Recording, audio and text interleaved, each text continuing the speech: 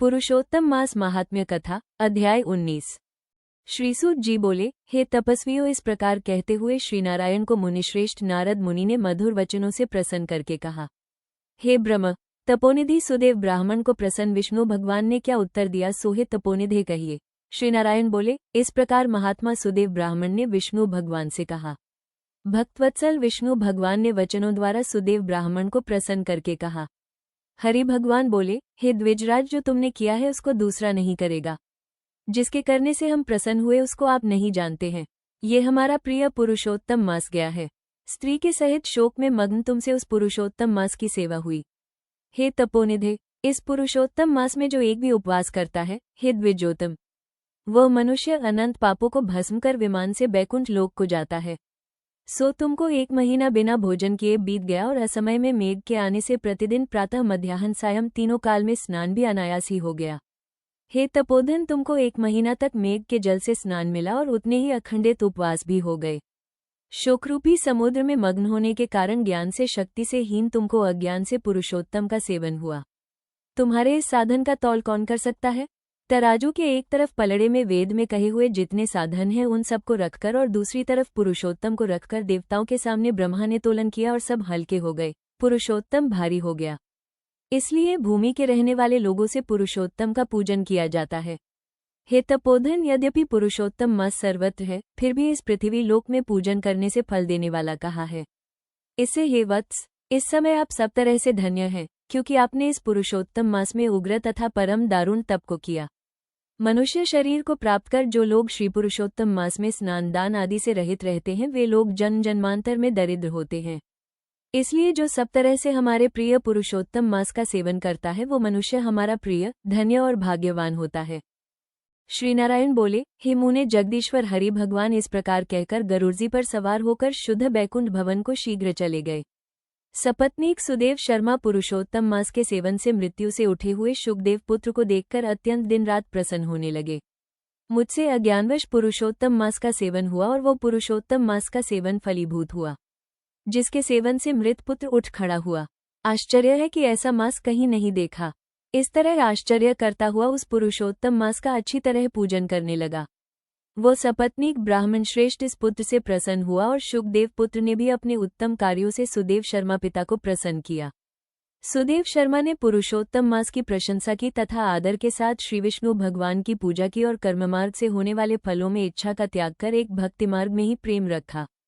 श्रेष्ठ पुरुषोत्तम मास को समस्त दुखों का नाश करने वाला जानकर उस मास के आने पर स्त्री के साथ जप हवन आदि से श्रीहरि भगवान का सेवन करने लगा। वो सपत्नीक श्रेष्ठ ब्राह्मण निरंतर 1000 वर्ष संसार के समस्त विषयों का उपयोग कर विष्णु भगवान के उत्तम लोक को प्राप्त हुआ। जो योगियों को भी दुष्प्राप्य है, फिर यज्ञ करने वालों को कहाँ से प्राप्त हो सकता है।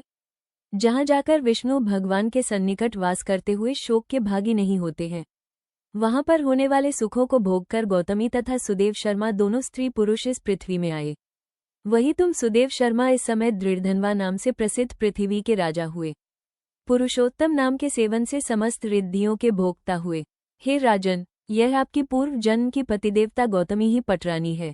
हे भूपाल, जो आपने मुझसे पूछा था सो सब मैंने कहा। और शुक पक्षी तो पूर्वजन्म में जो पुत्र शुकदेव नाम से प्रसिद्ध थे और हरि भगवान ने जिसको जिलाया था, वो 12,000 वर्ष तक आयु भोग कर बैकुंठ को गया। वहां वन के तालाब के समीप वट वृक्ष पर बैठकर पूर्वजन्म के पिता तुमको आए हुए देखकर मेरे हितों के उपदेश करने वाले प्रत्यक्ष मेरे दैवत विषयरूपी सर्प से दूषित संसार सागर में मग्न इस प्रकार पिता को देखकर और अत्यंत कृपा से युक्त वो शुक पक्षी विचार करने लगा कि यदि मैं इस राजा को ज्ञान का उपदेश नहीं करता हूँ तो मेरा बंधन होता है। जो पुत्र अपने पिता को पुन्नाम नरक से रक्षा करता है वही पुत्र है। आज मेरा ये श्रुति के अर्थ का ज्ञान भी वृथा हो जाएगा, इसलिए अपने पूर्वजन्म के पिता का उपकार करूंगा। हे राजन दृढ़धनवा, इस तरह निश्चय करके वो शुक पक्षी वचन बोला। हे पाप रहित राजन, जो आपने पूछा सो ये सब मैंने कहा। अब इसके बाद पापनाशिनी सरयू नदी को जाऊंगा।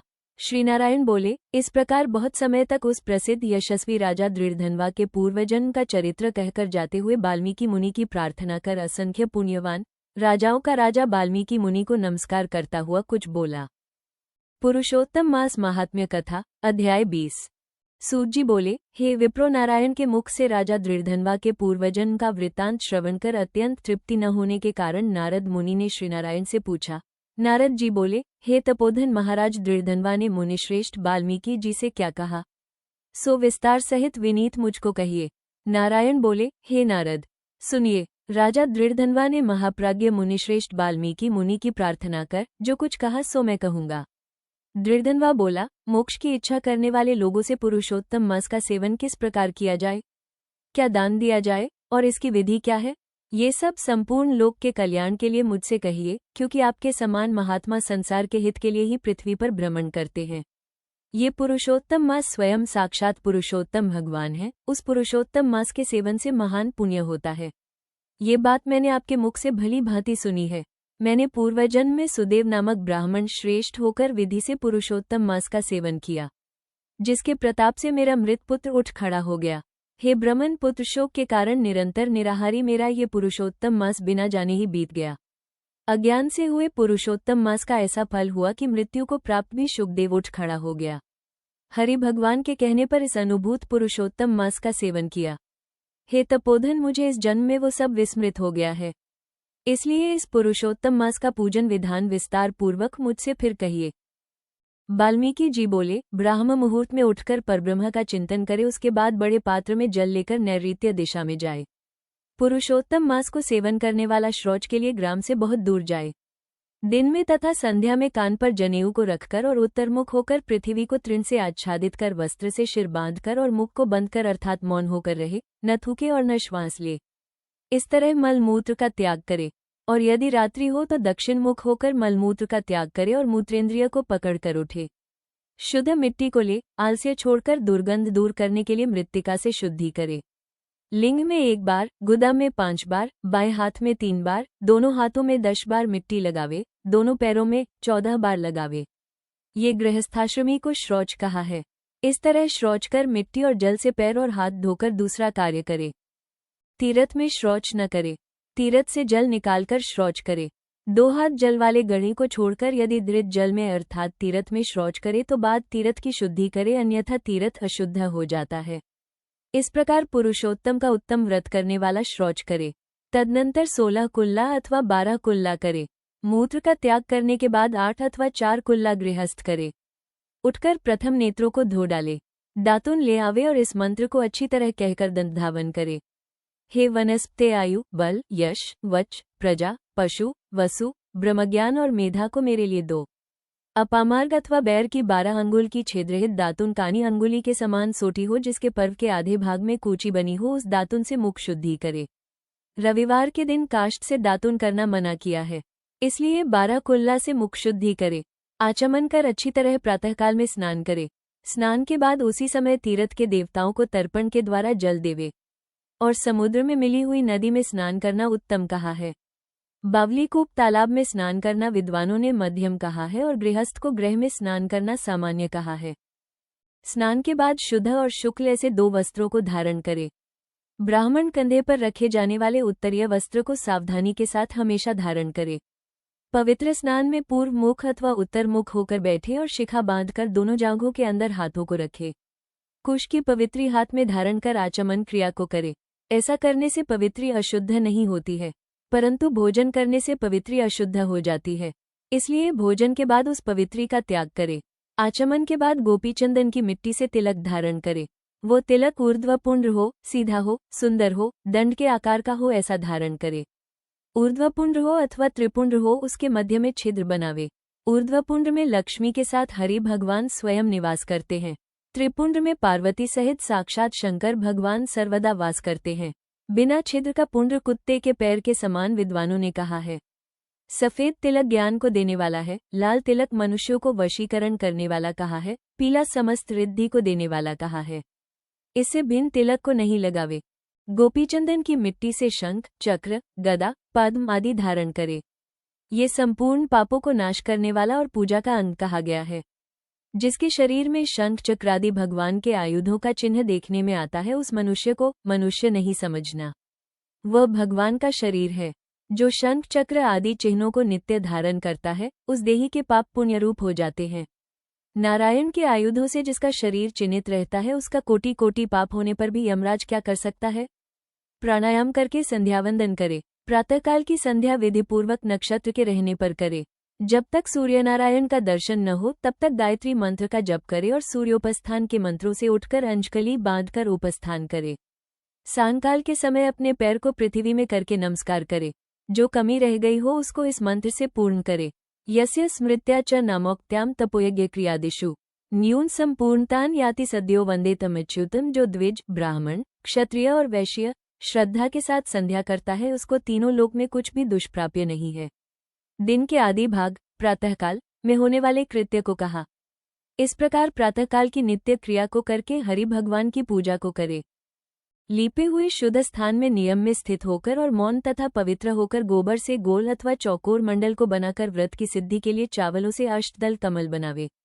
बाद सुवर्ण, चांदी, तांबा अथवा मिट्टी का मजबूत और नवीन छिद्र रहित शुद्ध कलश को उस मंडल के ऊपर स्थापित करे और उस कलश में शुद्ध तीर्थों से लाए हुए कल्याणप्रद जल को भरकर कलश के मुख में विष्णु, कंठ में रुद्र भगवान अच्छी तरह वास करते हैं। उसके मूल में ब्रह्मा जी स्थित रहते हैं। मध्य भाग में मातृगण कहे गए हैं। कोख में समस्त समुद्र और 7 द्वीप वाली वसुंधरा, ऋग्वेद, यजुर्वेद, सामवेद और अथर्ववेद, व्याकरण आदि अंगों के साथ सब कलश में स्थित हों।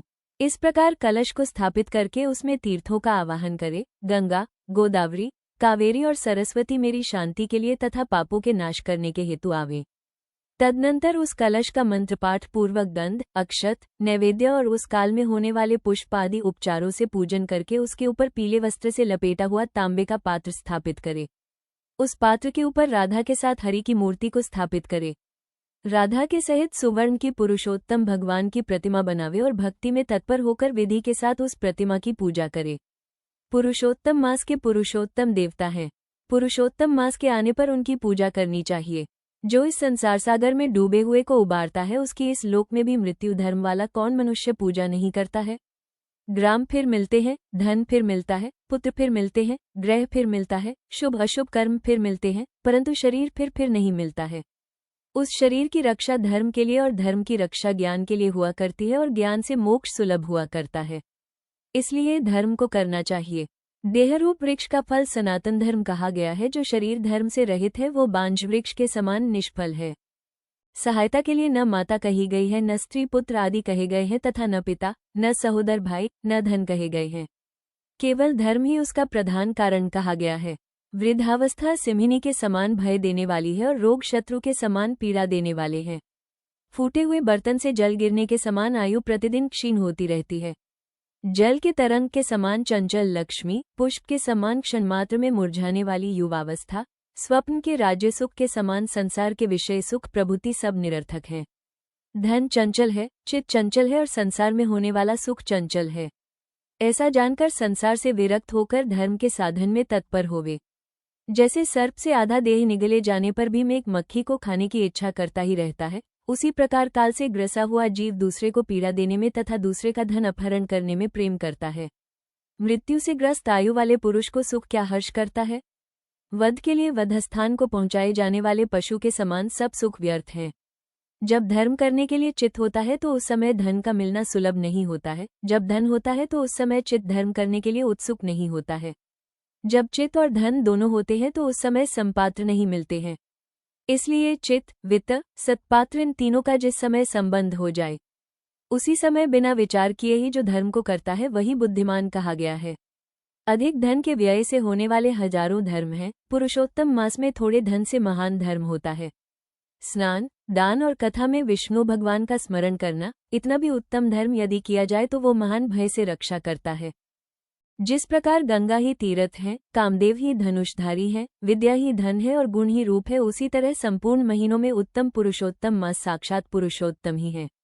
यद्यपि यह पुरुषोत्तम मास प्रथम समस्त कार्यों में तथा यज्ञों में अत्यंत निंद्य था, तो भी भगवान के प्रसाद से पृथ्वी में साक्षात भगवान के नाम से प्रसिद्ध हुआ। जिस प्रकार हाथी के पैर में सब प्राणियों के पैर लीन हो जाते हैं, उसी तरह समस्त धर्म और कला समस्त पुरुषोत्तम में विलीन हो जाते हैं। जिस प्रकार और नदियों की तुलना गंगा के समान नहीं की जा सकती, कल्पवृक्ष के समान अन्य समस्त वृक्ष नहीं कहे जा सकते, चिंतामणि के समान दूसरे रत्न पृथ्वी में नहीं हो सकते, कामधेनु के समान दूसरी गौ नहीं हो सकती, राजा के समान दूसरे पुरुष नहीं हो सकते, वेदों के समान समस्त शास्त्र नहीं होते, उसी प्रकार समस्त पुण्यकाल इस पुरुषोत्तम मास के पुण्यकाल के समान नहीं हो सकते। पुरुषोत्तम मास के देवता पुरुषोत्तम भगवान हैं, इसलिए भक्ति और श्रद्धा से पुरुषोत्तम भगवान की पूजा करनी चाहिए। शास्त्र को जानने वाला, कुशल, शुद्ध, वैष्णव, सत्यवादी और विप्र आचार्य को बुलाकर उसके द्वारा पुरुषोत्तम की पूजा करे। अंतःकरण में होने वाले मोह, काम, क्रोध, लोभ, मद, मात्सर्य आदि रूप बड़ी बड़ी मछलियों से पूर्ण अत्यंत गंभीर वेग वाले इस संसार रूप सागर को पार करने की इच्छा करता है, वो इस भारतवर्ष में आदिदेवता पुरुषोत्तम भगवान का अच्छी तरह पूजन करे।